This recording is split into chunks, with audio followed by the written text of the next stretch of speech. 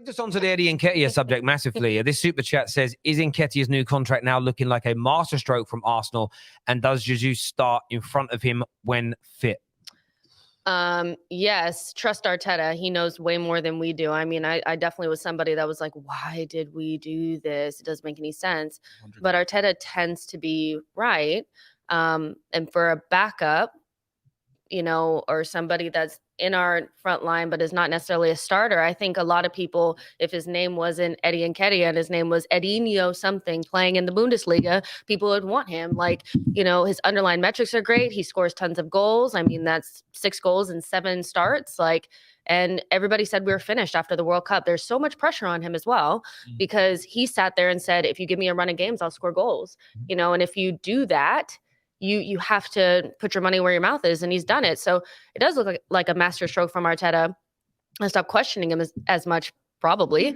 But also, in terms of Jesus, even though he doesn't maybe have the same goal-scoring poaching ability, I still feel like his experience, especially in the end of seasons and playing at the top level, will make Arteta go back to him. So I'm not quite sure that this run that Eddie is on is going to keep him in front of Jesus, and that might be harsh, but I still feel like with Jesus we're a better team. And I know that sounds bad, but I still feel like we played our best football with Jesus up front, even not scoring.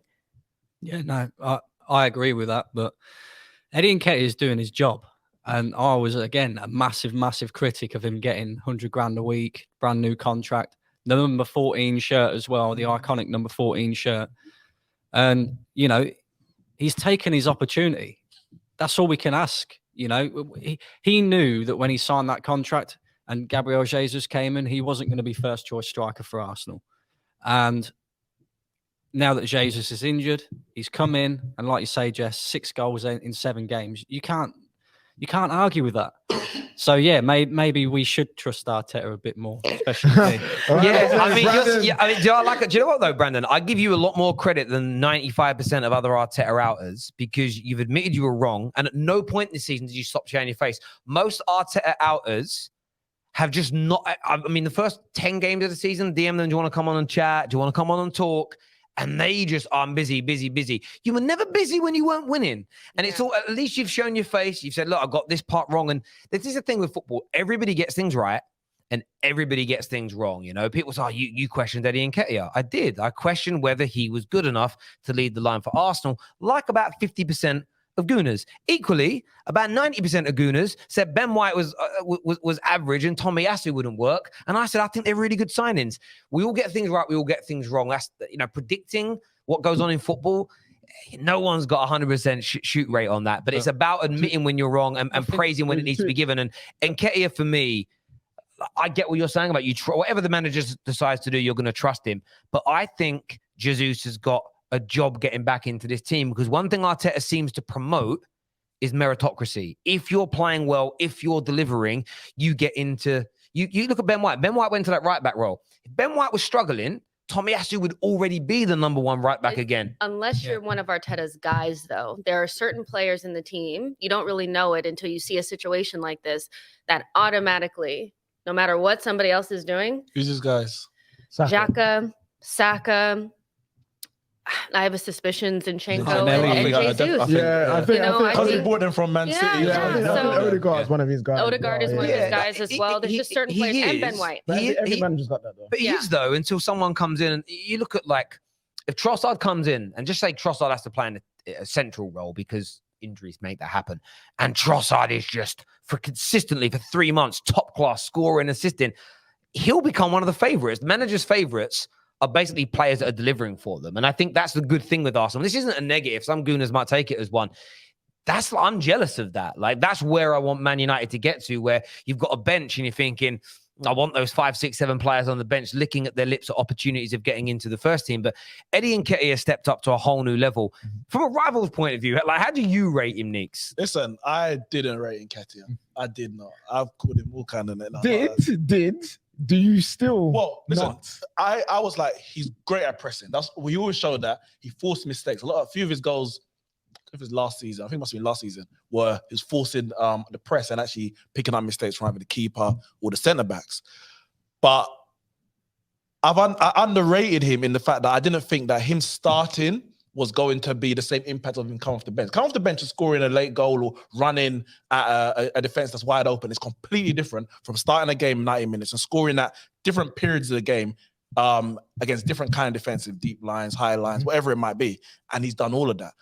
Is he better than Jesus? I don't know. I'm not a big Jesus fan in general. But what I would say is Jesus coming out of the team, Arsenal have not got worse. I wouldn't say they're better with Eddie, but I don't think they've dropped off, which means that, I mean, you credit the system at that point. You're like, if you can take one person out and bring them in and nothing changes, credit to the system, but also credit to Nketiah, because there would have been a lot of pressure on him to come in, especially on the hype that Jesus, I'm not saying that Jesus didn't play well, but there was a lot of hype about how well he was Arsenal's best player at that point in the season, how much they might drop off without him. And he's taken that pressure on and been a striker and now scored the goals that the reason why I don't rate Jesus as high as a lot of people is that he doesn't score those goals. No, you know what? He doesn't score 2 goals today. You know what? Arsenal probably didn't win at the Emirates. I'm sorry, at Old Trafford, or at least get a draw because Jesus ain't that kind of guy. He's not going to be in the box picking up those little. What I'll say about like why I think Jesus is still so important is because maybe he didn't score in that game,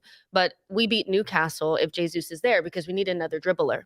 We would have been able to unlock the deep blocks. The squads. So that's why I'm like, it's apples, you know, it's. What I would say about Nketiah is, what I do respect is when I saw that clip from All or Nothing, bring that back, Amazon, not on United though, because I don't want to see our foolishness. You guys are next. When he was talking to Sammy Lokonga, and that's my favorite. Lokonga was like obviously moping around, I'm not starting, I'm not playing, blah, blah, blah. And man was like, yo, bro, so, you know what I mean? Get good. You know what I mean? Play well, do well in training, take your chance, and you'll play. And that's coming from Nketiah, a guy who knows what it's like to be in that position. So to see him get the chance and take it now, the mentality to do that, I respect. And you know what's crazy about it? We always, with football, we talk about technique and ability. And listen, I've been beating this drum for years. This here, your brain is the most important tool that any player has got. The mental attributes of a footballer are far more important. Now, they're more questionable because you don't know if someone's got the mentality until they prove it. They can't show you they've got the mentality because you have to go through hurdles and problems, time on the bench, injuries. How do you return? How do you get through adversity? And Eddie Nketiah has demonstrated that he's got the minerals for that. And look, as a rival, I don't like seeing Arsenal good, but it's a message to people again, like how you concentrate in games, the way you behave when you've not got he could have allowed himself to he could have done a Calvin Phillips at City and become overweight and maybe not ready to step into the fray when he's needed. But he didn't. He's ready to go, not sulked, as you mentioned with like Lokonga was doing, and he's come out and he's delivered. And listen, he's nowhere near being an Arsenal legend or folk hero because Arsenal's too big for that. But in a season where you might win your first Premier League in 18 years, Eddie Nketiah is in the process of etching his name into Arsenal legend by scoring such important goals in doing it. And the irony in that is you've got another player who's catching up with Alan Shearer's goal-scoring record that won't have a legacy as big as a player like Eddie Nketiah's because his goals haven't led to anything significant within football. Next season. Old Trafford away. I don't know. It's ironic with Nketiah really because he's kind of come in at the perfect time. And the reason I say that is like we said, 6 goals in 7 games. And we've needed them goals as well. Martinelli's goals have dried up massively. And I just think as well, if Jesus is playing up front, do we win half the games that we've just won with Nketiah's goals? I'm not so sure because the one thing about Jesus is he's more of a creator than he is a goal scorer. Whereas Nketiah is a goal scorer and he has been scoring on a regular basis and winning his matches. So it's a double-edged sword because maybe Martinelli's goals are dried up because you've got a striker who's scoring rather than creating. Martinelli's levels went up when he was playing with Jesus because Jesus could go out wide and he could come inside. Brazilian connection, baby. Yeah. But another thing I will say is it's going to be interesting to see what Arteta does from here because it was a little cameo, but I think Trossard needs to start a game soon. Because he came on and did more in those 15 minutes than Martinelli's having a difficult time. I think it's okay to say. I want to see Arteta use the squad. And you've got an FA Cup game this week, right? City on Friday. Yeah. So that's crap. Trossard's. I mean, it's baptism of fire at the Etihad, but that's the perfect opportunity. This is the give him a game. rehearsal before the Yeah, the yeah, Premier League it is. games. Like, It is. Throw in some fringe players and say, "Well, prove you should be in the first team." So yeah, look, Trossard looked tidy when he come on, and I called it when you signed him. I think for you in the short term, he may be better than Mahalo Mudryk. Who, listen, I think Mudryk showed that yesterday that there's some fucking talent in there. But Trossard's already at it, and he isn't looking for a pension fund. He's looking to win trophies, and that's massive. We're gonna guys, we're not saying that Terry's saying this because Jess wears the pants, but Jess clearly wears the pants. Clearly. Theory confirmed. Theory confirmed. Yeah, wait. She hit me in the game. She's I walking did not home. hit you. I did not she's hit you. walking home. Get your running Terry- boots on, Jess. No, to be fair, let's not lie, people. When Jess hit Terry, you kind of went, oh. You know what I mean? Like, I think you. Oh. I did not guys- hit him. Well, you kind of did. But listen, make You sure you enjoyed it, Terry. Don't worry, Saracen don't lie. Goon a long time.